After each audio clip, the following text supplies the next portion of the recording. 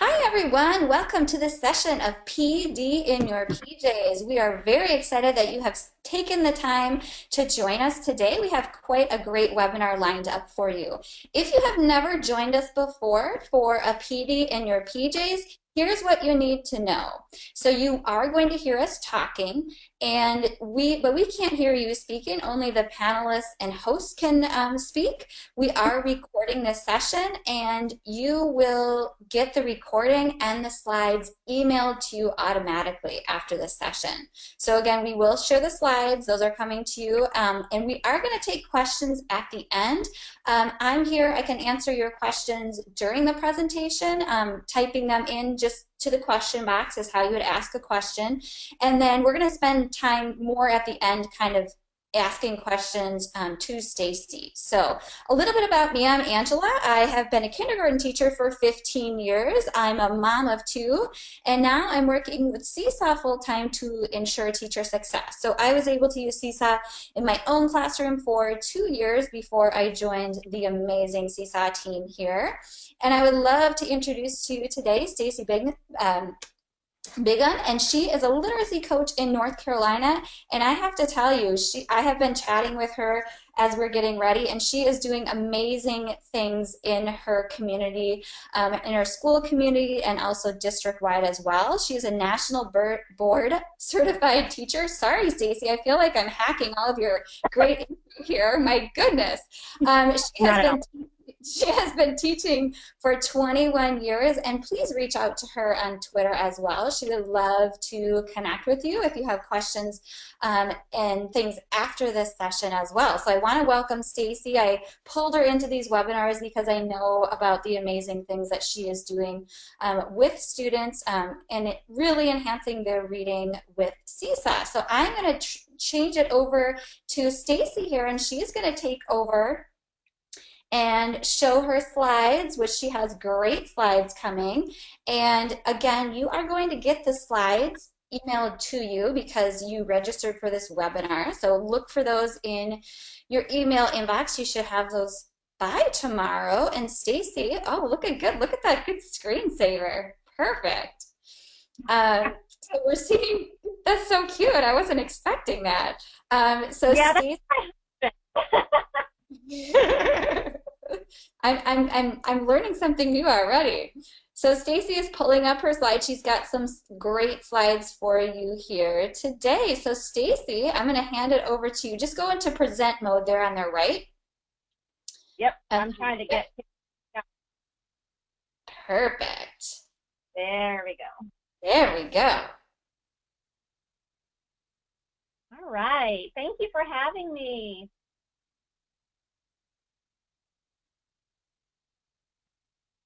Are we ready? We're ready. Let's do this. All right. Thank you. So thanks, Angela, for introducing me. And I'm going to walk you through some things that have been really successful with me and the students that I work with at my school.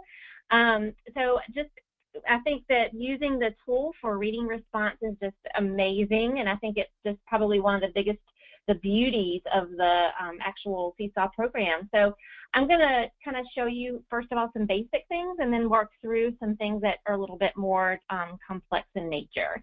So the first thing I wanted to share with you is that we use the note feature at my school for quite a bit of reading response. We have students respond with the note. It's just simple. So I'm going to give you a couple of different options or things that we've done with note. And the first one, as it pops up, of course, we can have the students use the copy and edit feature if we want them to have the question at the top and then responding at the bottom. So here's an example that I used for a book study that we were doing with a third grade group. So here's a student response with that. And so a couple of more information about how to do that, and that is just using that note feature. The teacher can add the question and assign it to the students that she wants to assign it to. And then the students can either use the comment feature to just question underneath it, or like I was saying earlier, can use the copy and edit option, which I personally like because it just inputs the question and the answer right there together. And sometimes we'll ask the students to use a different color in their responses. which has been really successful as well. Here's a couple of other examples that we've used for the note feature with exactly these are third grade responses. So the next way that I've used Seesaw with responding to text is the drawing tool. And that is so much fun. Here's an example that I've done with students when we were studying main idea and details, and we had them kind of think about a visual representation of main idea and details. So they were able to use the drawing tool for the main ideas like the hamburger bun, and the details are the in-between of the hamburger. So we had some really creative drawings here, and you can see that we were able to also use text here for the examples here. So just real quick how-to for the note feature, the drawing feature. They're going to choose the drawing tool, and all they're going to do is respond to the task that the teacher's created, whether they the teacher can present that task orally or have it in like a Seesaw task of the day. Here are a couple of more drawing examples that I have used this year. We've done just simple story retellings with the drawing feature. And also the example on the right is a character analysis, but we've also just kind of looked at how characters are developed in the story. This one is a particular main character that they were able to just kind of jot some ideas about their inner character traits. And then we had them record. So they were going to tell us about this particular character. We've also done lots of responding with using the photo option. So I'm going to walk through a couple of ideas with you for that. Here's a particular group that I worked with recently. And we had them find a spot in the book. So for instance, this particular appeal was for them to find a spot in the book where it shows that the character was nervous. So they had to use a photo and take a picture of a spot in the book that shows that. And then we had them annotate at the bottom, and you can see this particular example, the student wrote what she's nervous about and why. So again, a couple of more ideas with photo. You can simply have on the left, you see an example where the student wrote just on a sticky note some questioning. We were looking at the standard that asks and answer questions for third grade. And they wrote down an I wonder question. So the student simply just took a photo of their sticky note and added it into their Seesaw journal. And then the example on the right is an example of, again, an I wonder, but the student just snapped a picture. This is a book snap example, and I'm going to show you a little bit more about that in a second. But the student just snapped a picture and then used the draw feature to write his I wonder over top of that picture. Another example I wanted to show you that we did recently was an example of a third grade, again, student that we were using it for fluency and for comprehension as well. So they responded to this text by snapping a picture of it using the photo feature. And then just following directions from this activity, they had to annotate the text with some text evidence. And so they were able to use not only the photo feature here, but students were using the draw feature with specific colors and the text feature at the bottom where they were able to answer the read and respond question. And then also, as I was saying, this kind of helps with fluency too, because the student was able to record herself reading the story, and I'll play that for you. Listen, parts inspire the nations and fight for equal rights during a time when blacks and whites were not treated fairly. At that time, if a white person did not have a seat on the bus, blacks had to give up their seat. It was not fair and it was not right. Okay, so that's an example of how you can kind of put some things together with that feature. So something that I really Ask a question quick. Sure. So a couple questions coming in. First of all, when I know as a literacy coach, you're going into all sorts of different classrooms, a couple questions have come up. What devices are they using, or what devices do they have accessible? Do they have a lot of different devices, or what are they using? Very good question. We actually are what we call a BYOD school. That means bring your own device school. So we have students, with parent permission, of course, and accountability, to bring in their device from home. So we have lots of iPads. We have Kindles that come in. We have some laptops. We also have not class sets of iPads, but we have each classroom probably has between 2 to 6 devices that the school has purchased, iPads, and we just do a lot of sharing too. So what I do is when I go into the classroom, if I'm doing an activity that incorporates Seesaw for the responding, then I will kind of gather up some and bring some in, or I have my own personal device that we use. When I co-teach with another classroom teacher, she can have her phone available for students to use, and I use my phone, so we just kind of make it work that way. That answer Yeah, the and I question? think too, yeah, you did a great job. I think too that, obviously you can use Seesaw on any device, and I think, some of all the things she's shown so far, you can do on any platform that you are working on. Um, but just the only main difference is that on an iPad you can draw and talk and record at the same time, so that would be the only difference between those. But one other question that came up too that maybe you can talk about a little bit is, do you when are students actually doing this? Are you in a small group when you're working with the students and they're doing this responding? Are they working at independent reading workshop or writers workshop and they're using this to respond? And I know your answer is going to be it depends on the situation, Yeah. but how do you address that? Yeah. So basically, we our district is big on the workshop model, and we also have worked a lot with doing the daily 5 structure. So we have students kind of responding at various parts of whatever task they're choosing. So if we have a group that's working on read to someone, let's say, then that might be the time that they partner and respond to what they've read to each other in the Seesaw app. It Perfect. might be an assignment, particular the week that they have to respond by the end of the week. Just so it's kind of like you said, it does depend. What I do as a coach a lot of times is I'll go in and I'll support by doing the mini lesson that shows them, what our standard is, but also kind of how we're going to show that we know it. So we might, I would model that for them during the mini lesson portion, and then the rest of the week would be their responsibility. Perfect. Keep going. Just had to interject there for a second. Yeah, great. So my next part, I was going to talk a little bit about app smashing, and I think it's so much fun to app smash. And I just included a couple of ideas or a couple of different programs that I use. There's so many out there, but these are just my favorite personally. And I've got Book Creator. We've done some books in there, which is really nice. For the retelling, especially. And the same with Shadow Puppet EDU. That is a great program to use with retelling and literacy for adding into Seesaw.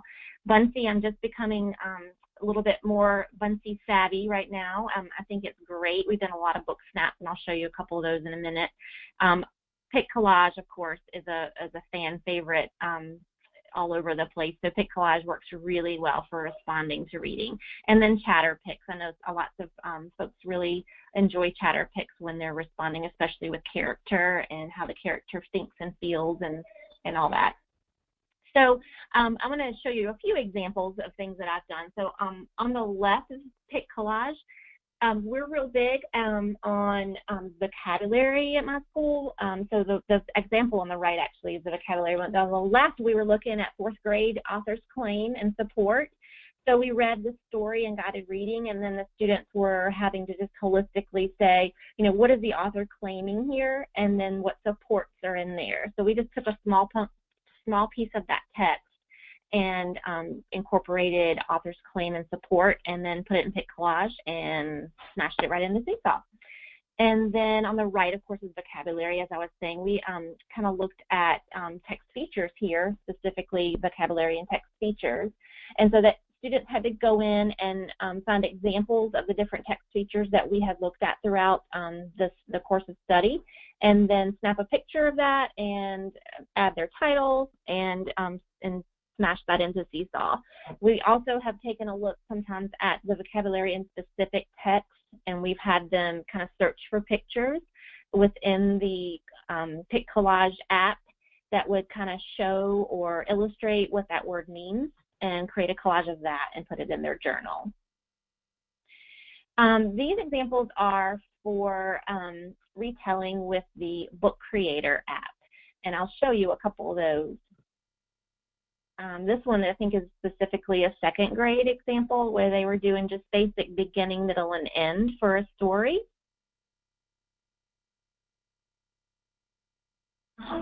Henry was going camping with his family and his dog, but Henry was excited but afraid of being there. Henry and his family set up the campsite. The family went on a hike.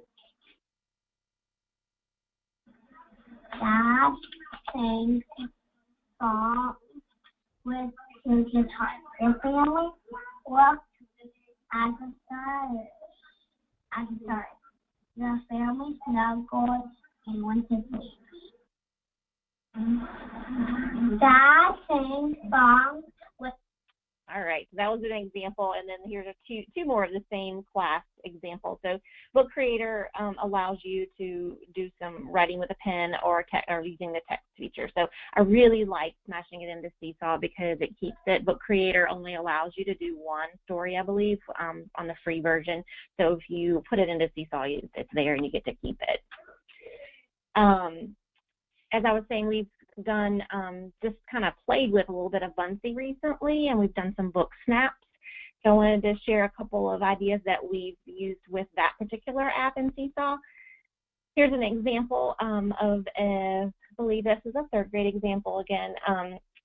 We were reading a story, actually second grade, we were reading a story, and the students were just trying to kind of get used to the program, to be honest with you, and we were just snapping, this is a part in the story when kind of thing, an exciting spot in the story and why. So this particular student chose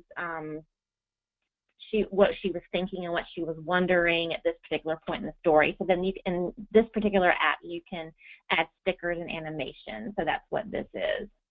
And then I've got a few more examples here. On the left here is where third graders were looking at mysteries. So they were able to kind of annotate their books, and we asked them to actually look for the spot in the story where the mystery was beginning to happen or where they were starting to wonder things of mystery. So they added that here. And then on the right is another book snap that we created in Buncee where the mystery is that the mitten's missing, and the student was able to kind of annotate with stickers and things like that. So you can make that however creative that you want to using Buncee. So that's actually all I had. So if you have any questions, I guess we can answer, or I can try to answer them now.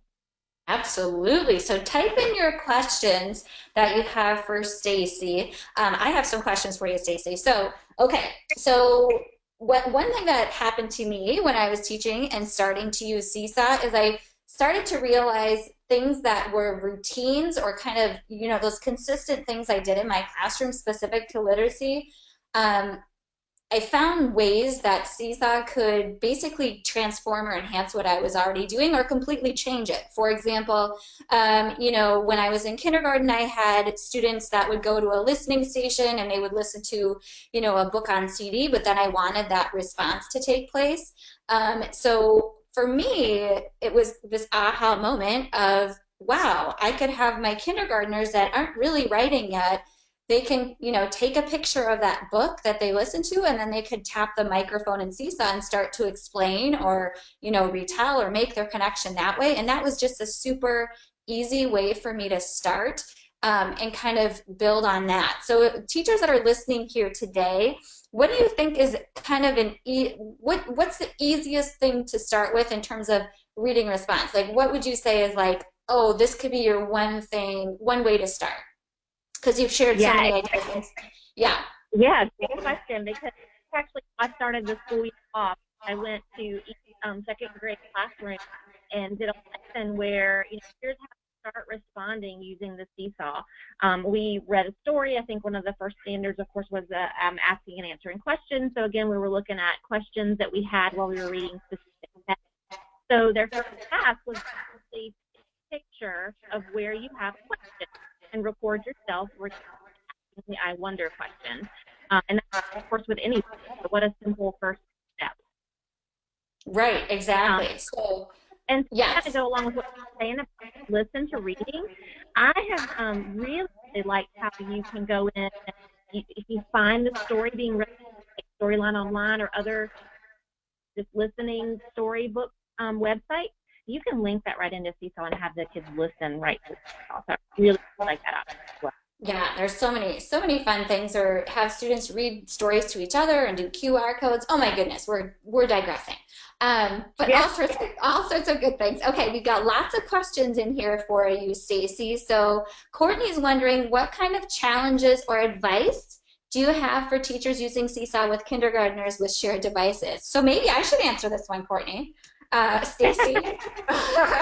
So that was exactly my classroom of kindergartners. We had 5 shared iPads. So basically, Courtney, I think number one advice tip is that always have your iPads in one central location so that as students are, maybe you're doing your writer's workshop or reader's workshop or literacy stations, whatever you're doing, have them always in that same spot so that as students are, maybe they're responding or retelling a story, they just grab that device and then they, maybe snap their picture and do their retelling or whatnot, but then they always put it back in that same location. I mean, that seems ridiculously basic, but it really helps not having them all over the room for people to find them.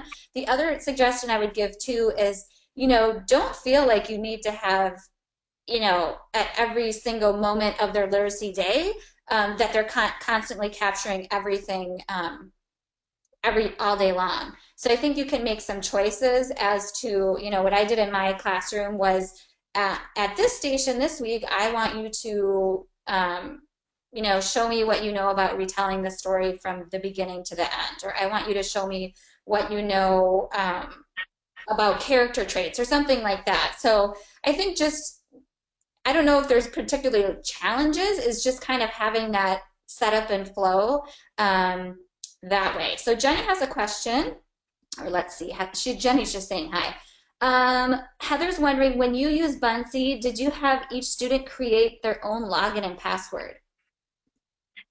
No, I did not. I'm learning about Buncee, and there's a free version that you cannot do that with. I think that's the paid version. So what again, and the of that you can create it, and for the free version, you can create as many pages as you want. So we just kind of orally shared our group of students. They knew what they had to do, and they just created and uploaded it. Okay.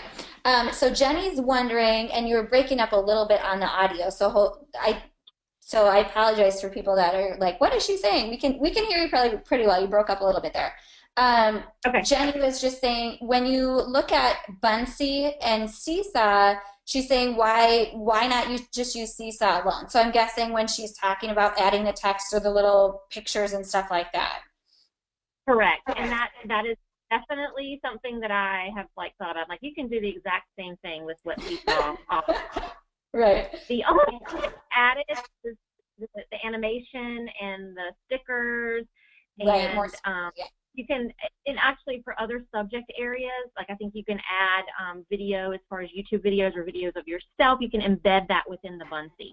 So I think with other some activities that would be great. We were just kind of sitting around trying to see what it had to offer, and just kind of like exactly, just another creation tool. Exactly. So Ruth is wondering, so she is a technology and learning coach. From that perspective, she gets a lot of pushback from teachers saying, well, I don't have time to do all this technology stuff. How do you respond? Right? How do you respond to teachers that you're working with? It's really kind of interesting. I think the good thing that I get to see is I get to work with a lot of different teachers, and they have different comfort levels with regards to technology. But in more cases than I can speak of, if you get it going in one teacher's classroom, the others are going to want to board too. So I think I would say is go ahead and try it and just share it with your team and share it with the other members of your school.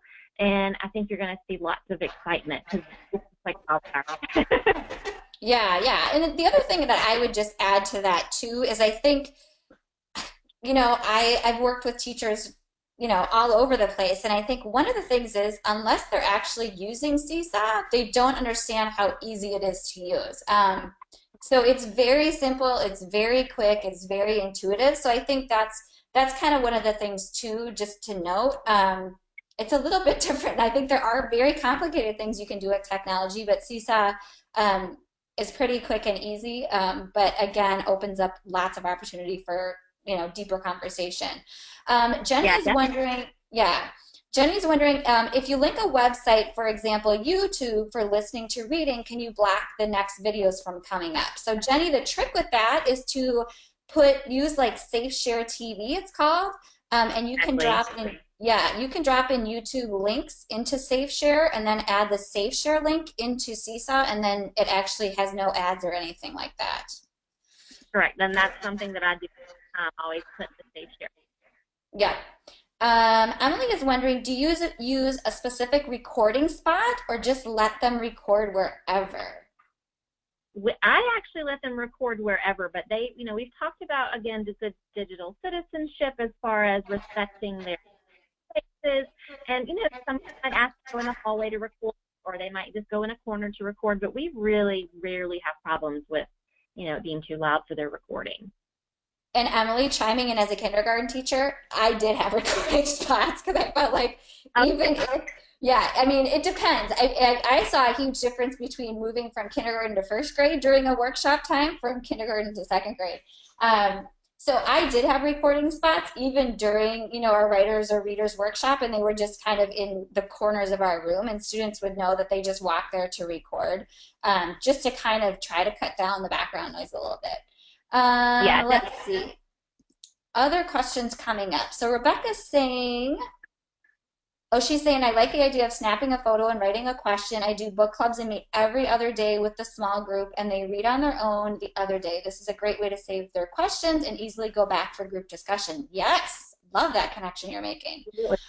Um, do you want to talk, Stacy? Do you use folders in Seesaw with the stuff that you're doing with reading response? Kelly would like to know. Yes, I do use folders. Well, yeah, we use folders for the most part.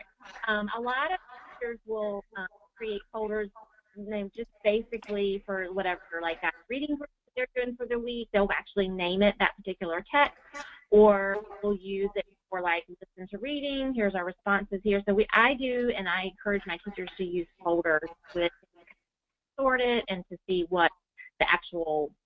It's just an easier organizational. Yeah. Um, so we have lots of questions. Look good. I love all these questions coming in. Let's see.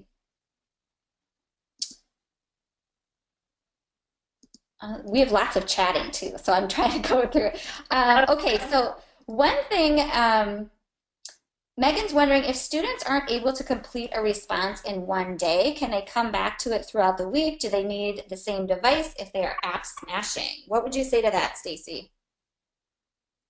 I think it depends on the app you're using. I try for the most part to have them complete it right then and there, but it's not Yeah. always possible. So you just have to kind of work it out where they have a little bit extra time. For me, if it blends over into another activity, that's fine too. Yeah, I yeah. good. I would just say too, usually that is my experience too, but there is an option if they submit the work that, they can go back and edit it from, the teacher's perspective, or if they're using email or Google Sign in, they can edit their work as well. But Right. if you get anything to add to that, Stacy? No, it's same thing. I have to enable it on so that we can always go back and edit anything that's in there, just for ease and comfort for them. But for 99% of the time, they do finish the activity, um, whatever they're doing. Right. Yeah, and so Daniel's wondering if you can create subfolders. So no, you can't create subfolders. That could be subfolder type system could be created if you're using Seesaw Plus, which includes different skills. So you can create skills under certain subjects. So that might be more helpful to you.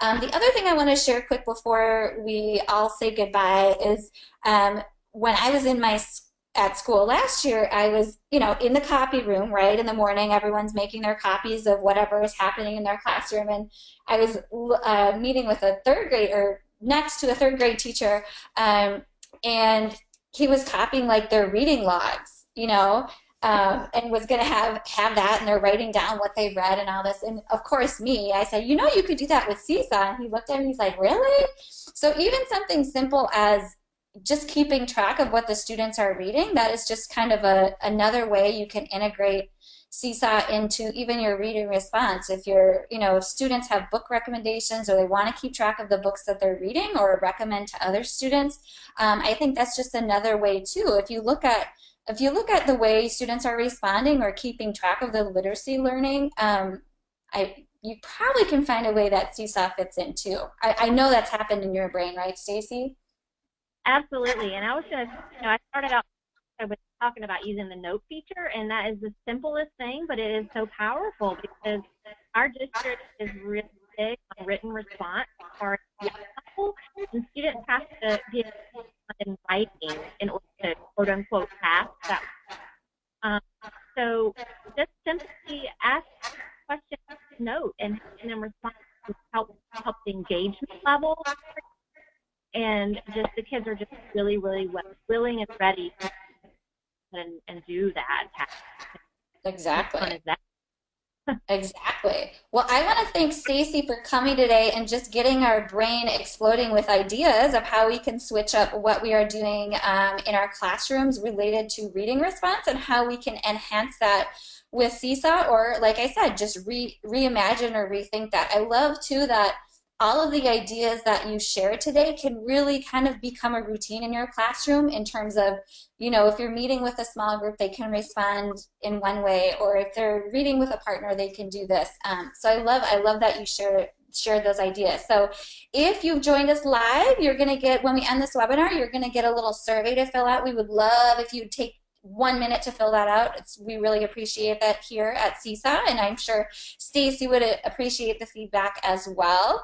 And of course, you are going to get the recording and the slides coming to you by tomorrow. You should see those in your email inbox. But if you have questions or want to reach out to Stacy, again, there's her Twitter info right there, or you can tweet at Seesaw as well. But Stacy, thanks for coming today. Yes, thanks for having me.